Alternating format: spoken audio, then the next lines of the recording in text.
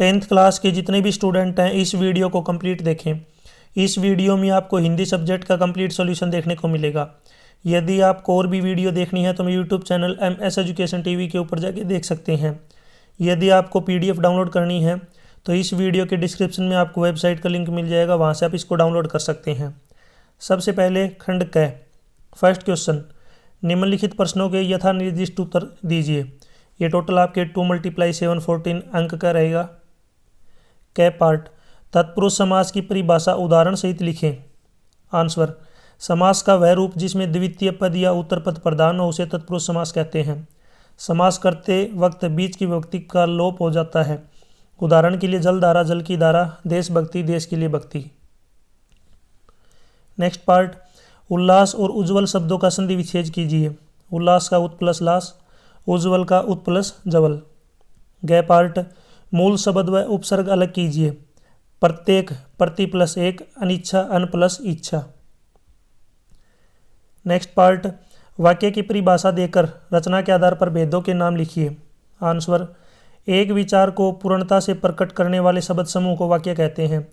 जैसे अशोक पुस्तक पढ़ता है। रचना के आधार पर वाक्य 3 प्रकार के होते हैं, सरल वाक्य, संयुक्त वाक्य, मिश्र वाक्य।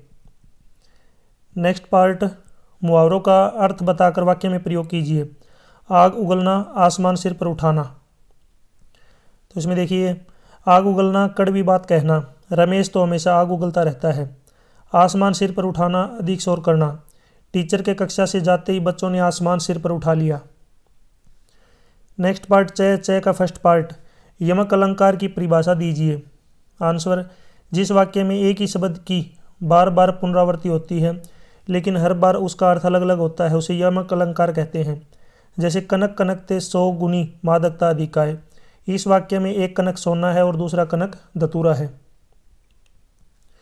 उसका सेकंड पार्ट, दोहा छंद की परिभाषा दीजिए। उत्तर, दोहा एक अर्ध सममात्रिक छंद है। इसके प्रथम और तृतीय चरण में 13-13 और द्वितीय एवं चतुर्थ चरण में 11-11 मात्राएं होती हैं। द्वितीय एवं चतुर्थ चरण के अंत में गुरु लघु वर्ण आते हैं, यथा तुलसी या संसार में मिलियो, सब सुधाए, ना जाने किस रूप में नारायण मिल जाए। नेक्स्ट 6 पार्ट इसका, वाच्य किसे कहते हैं, इसके भेदों के नाम लिखिए। आंसर, क्रिया के जिस रूप से यह पता चले कि वाक्य में क्रिया का मूल रूप से चलाने वाला कर्ता कर्म है या भाव है उसे वाच्य कहते हैं। जैसे राम ने खाना खाया। क्वेश्चन 2 5 नंबर का रहेगा। इसमें आपको किसी एक विषय पर निबंध लिखना है। यहाँ पे दिए हुए हैं, करत करत अभ्यास के जड़मती हो सुजान, विद्यार्थी और अनुशासन, विज्ञान की देन, राष्ट्रीय एकता और प्रदूषण की समस्या। ये आप अपने विवेकानुसार खुद कर सकते हैं। क्वेश्चन 3 5 अंक का, अपने विद्यालय के पुस्तकालय को और अधिक उपयोगी बनाने हेतु सुझाव देने के लिए प्रधानाचार्य को पत्र लिखें। सेवा में प्रधानाचार्य, आपको स्कूल का नाम लिखना, स्कूल का एड्रेस, यहाँ पे डेट लिखनी है। नीचे यहाँ पे विषय लिखना है आपको, किस विषय में है। बीच में यहाँ पे आप जो है डिटेल में आपको चीज़ें लिखनी है। यहाँ पे आप देख सकते हैं, इसको पढ़ सकते हैं। और लास्ट में आपको लिखना आपका आज्ञाकारी शिष्य और आपका नाम।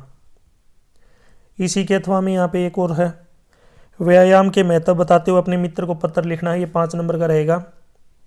सबसे पहले ऊपर एड्रेस लिखना, फिर डेट लिखनी है, फिर आपको आपके मित्र का नाम लिखना है। बीच में यहाँ पे सभी सुझाव लिखने हैं, क्या क्या सुझाव आप देना चाहते हैं। और लास्ट में आपको अपने जो है मित्र और आपका नाम लिखना है। नेक्स्ट खंड ख, क्वेश्चन 4, यहाँ पे क्षितिज भाग 2 जो काव्य खंड, इसके आधार पर प्रश्न पूछे गए हैं। 1 नंबर के 6 प्रश्न हैं।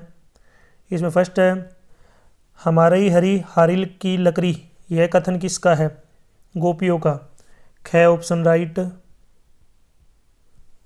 सेकंड क्वेश्चन, राम लक्ष्मण परशुराम संवाद कविता की भाषा कैसी है। अवधि। First option right. थर्ड, गागर रीति से कवि किसके खालीपन की बात कर रहा है। मन की। ख ऑप्शन राइट। क्वेश्चन 4, अट नहीं रही कविता में पाठ पाठ पर क्या बिखरी हैं शोभाश्री। ग ऑप्शन राइट।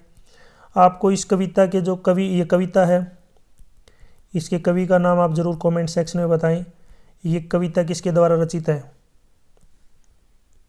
कवि को बच्चे की मधुर मुस्कान से किसने परिचित कराया? पत्नी ने। First option right.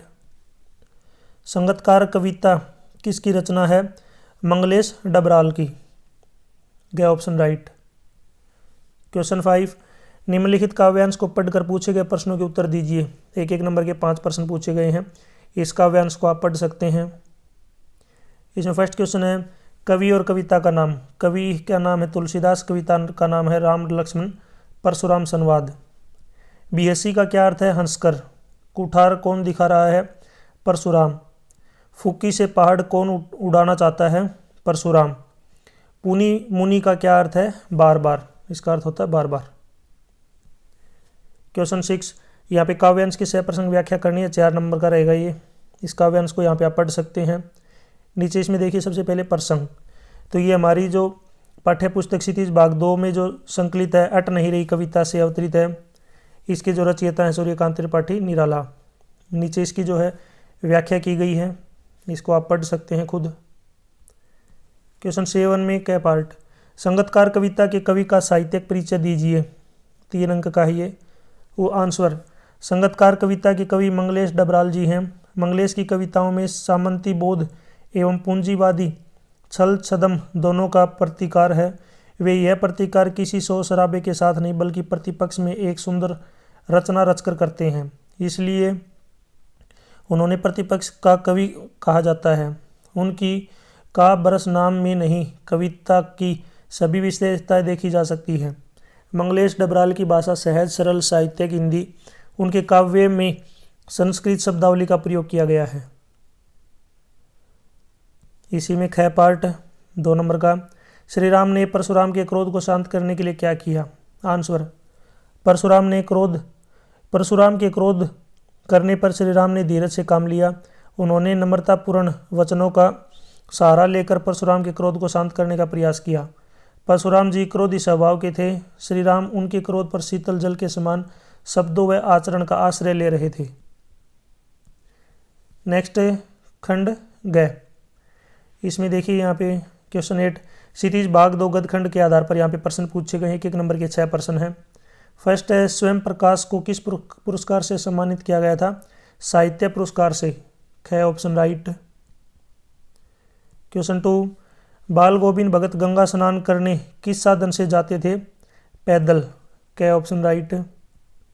क्वेश्चन 3, नवाब साहब ने जेब से क्या निकाला? चाकू। क option right. Question 3, Manu Bhandari के पिता रसोई घर को क्या कहते थे? बटियार खाना। घ ऑप्शन राइट। आप मुझे कमेंट सेक्शन में बताएंगे मनु भंडारी का जन्म कब हुआ, उनका जन्म कब हुआ था? तो इसका आंसर ज़रूर कमेंट सेक्शन में बताएं। फोर्थ क्वेश्चन, काशी में कलाधर किसे माना गया? हनुमान को। घ ऑप्शन राइट। नेक्स्ट, 2500 वर्ष पूर्व सच्चे ज्ञान की खोज में किसने घर छोड़ा था? सिद्धार्थ ने। ख ऑप्शन राइट। क्वेश्चन 9, यहाँ पे एक नंबर के 5 प्रश्न पूछे गए। गद्यांश को आपको पढ़ना है, इसको आप पढ़ लीजिए। इससे रिलेटेड नीचे क्वेश्चन पूछे गए हैं। फर्स्ट है, पाठ का नाम नेताजी के चश्मा, लेखक स्वयं प्रकाश। कौन सा प्रयास सफल था और कैसे?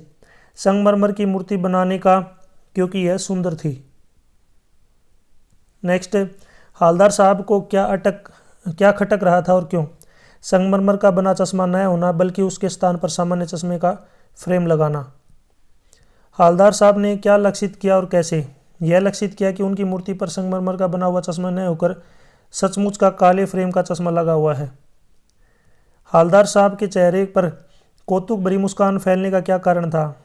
आंसर, हालदार साहब के चेहरे पर कौतुक भरी मुस्कान फैलने का कारण यह है कि संगमरमर की बनी मूर्ति की आंखों पर संगमरमर को खोद कर बनाया गया चश्मा न होकर सचमुच के काले फ्रेम के चश्मे को बनाया गया है। क्वेश्चन 10, यशपाल अथवा यतीन्द्र मिश्र में यहाँ पे आपको इनके साहित्य परिचय लिखना है। ये 5 नंबर का रहेगा। तो सबसे पहले यशपाल, यहाँ पे पॉइंट देख सकते हैं जन्म, शिक्षा, रचनाएं और भाषा शैली। इसको आप खुद पढ़ सकते हैं। और लास्ट में मृत्यु। इसी के अथवा में यतीन्द्र मिश्र के बारे में है यहाँ पे साहित्य परिचय, जन्म, शिक्षा, रचनाएं। वीडियो को रोक करके आराम से आप इनको पढ़ लीजिए। नीचे है साहित्यिक विशेषताएं। उसके बाद भाषा शैली और लास्ट में मृत्यु। अभी इनकी मृत्यु नहीं हुई है। क्वेश्चन 11 में देखिए क पार्ट। पुत्र के मरने के पश्चात बाल गोविंद भगत पुत्र वधु को उसके घर क्यों भेजना चाहते थे? आंसर, बाल गोविंद भगत ने पुत्र के श्राद्ध की अवधि पूरी होने के बाद अपने पुत्र वधु को उसके घर भेज दिया था। उनकी जाति में पुनर्विवाह की अनुमति थी। वे अपने घर में जवान विधवा को नहीं रखना चाहते थे। वे नहीं चाहते थे कि वे उसके कारण अपने मन को मारकर उनके साथ रहे। ख पार्ट। वास्तविक अर्थ में संस्कृत व्यक्ति किसे कहा जाता है? 2 अंक का है ये। आंसर, जो व्यक्ति अपनी बुद्धि अथवा विवेक से किसी नए तथ्य का दर्शन करता है वही वास्तव में संस्कृत व्यक्ति कहलाता है। ऐसे व्यक्ति मानवता की भलाई के लिए किसी नई चीज़ का आविष्कार करता है। मनुष्य कोई कितनी ही बारीकियां क्यों न जान ले, परंतु संस्कृत कहलाने का अधिकार नहीं हो सकता। उस सिद्धांत को प्रतिपादित करने वाला ही संस्कृत व्यक्ति होता है। इसलिए अन्य व्यक्ति न्यूटन से ज़्यादा सभ्य हो सकते हैं लेकिन संस्कृत नहीं। नेक्स्ट खंड घ। इसमें क्वेश्चन 12 है। 3-3 नंबर के 2 क्वेश्चन पूछे गए हैं। कृतिका भाग से ये क्वेश्चन लिए गए हैं। फर्स्ट है इसमें, मर्दुए क्या जाने कि बच्चे को कैसे खिलाना चाहिए? पंक्ति में निहित व्यंग्य को स्पष्ट कीजिए। आंसर, मर्दुए क्या जाने बच्चे को क्या खिलाना चाहिए। इस पंक्ति के माध्यम से लेखक की माँ ने पुरुषों पर व्यंग्य किया है। माँ स्वाभाविक एवं भावनात्मक रूप से बच्चों के साथ जुड़ी होती है। पुरुष की तुलना में माँ का हृदय अधिक वात्सल्य होता है। वह बच्चों की भावनाओं को अच्छी तरह समझती है। बच्चा भूखा रह गया या उसने पेट भर गया, इस बात को वह भली भांति समझती है। इसी में ख का पार्ट। लॉन्ग स्टॉक में घूमते हुए चक्कर को देखकर लेखिका को पूरे भारत की आत्मा एक जैसी क्यों दिखाई दी?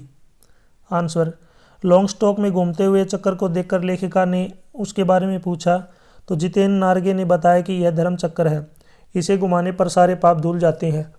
जितेन की यह बात सुनकर लेखिका ने मन में सोचा कि पूरे भारत की आत्मा एक ही है, क्योंकि मैदानी क्षेत्र में गंगा के विषय में भी ऐसी धारणा है लोगों के मन में रहती है। इतनी ज़्यादा तकनीकी आधुनिकता आ जाने के बावजूद भी समाज के लोगों की आस्थाएं, विश्वास, मान्यताएं और पाप पुण्य की अवधारणाएं एक समान हैं। नेक्स्ट है ग पार्ट। हिरोशिमा पर लिखी कविता लेखक के अंतः व बाह्य दोनों दबाव का परिणाम है, यह आप कैसे कह सकते हैं? आंसर, यद्यपि जब लेखक जापान घूमने गया था तो हिरोशिमा ने उस विस्फोट से पीड़ित लोगों को देखकर उसे थोड़ी पीड़ा हुई, परंतु उसका मन लिखने के लिए उसे प्रेरित नहीं कर पा रहा था। यह जले पत्थर पर किसी व्यक्ति की उजली छाया को देखकर उसकी हिरोशिमा में विस्फोट से प्रभावित लोगों के दर्द की अनुभूति कराई। हिरोशिमा के पीड़ितों को देखकर लेखक को पहले ही अनुभव हो चुका था, परंतु उस ज्वलंत उदाहरण ने उसके हृदय में वो अनुभूति जगाई कि लेखक को लिखने के लिए प्रेरित किया। ये अनुभव उसकी बाह्य दबाव अथवा अनुभूति उसका आंतरिक दबाव जो उसके प्रेरणा सूत्र बने, और उस प्रेरणा ने एक कविता लिखने के लिए लेखक को प्रेरित किया। नेक्स्ट इसमें खंड अड़ है।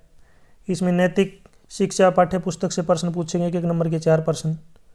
फर्स्ट, वीणावादिनी से क्या मांगा गया है?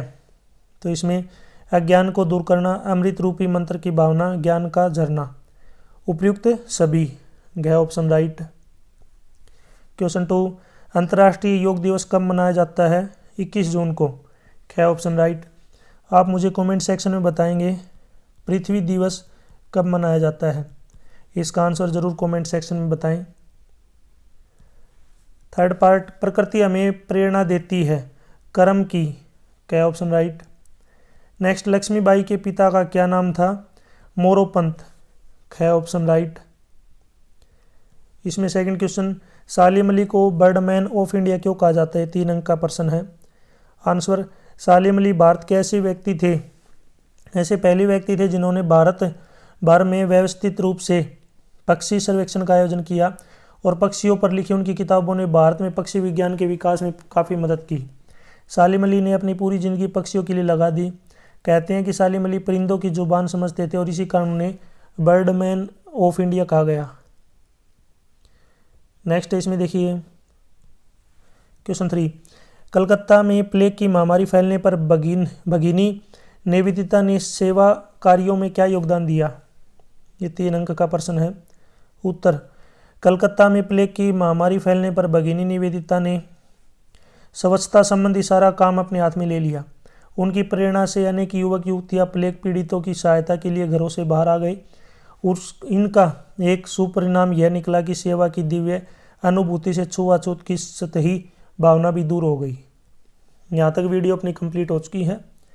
यदि आपको पेड पीडीएफ खरीदनी है, अगर आपको खरीदनी है तो इसी वीडियो के डिस्क्रिप्शन में आपको वेबसाइट का लिंक मिल जाएगा, या फिर आपको इस कोने में वेबसाइट का नाम दिख रहा होगा।